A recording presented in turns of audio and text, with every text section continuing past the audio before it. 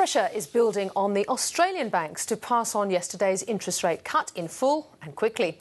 So far, none of the big four has shown their hands, and new research shows just how much the banks are saving themselves by holding off on any announcements. Here's Simon Palin.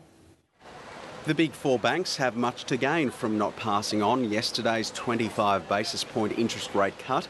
Researcher David Richardson says each day they delay it adds $6.2 million to their collective profits. When interest rates are on their way up, the banks are very quick to follow the Reserve Bank. But on the way down, they're slow to follow and then don't pass them on in full.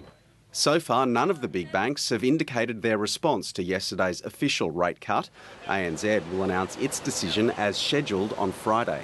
The banks aren't making money out of delaying or not passing on in full the rate cuts, because that money is going straight to people with deposits and people who lend the money to the banks. Consumer groups say when the big banks withhold rate cuts, they lose new business. Official data for March shows smaller lenders increased home loan sales by 20%. The big banks only saw a 0.5% increase. Sometimes you get a better deal from the smaller banks. The important thing is to shop around.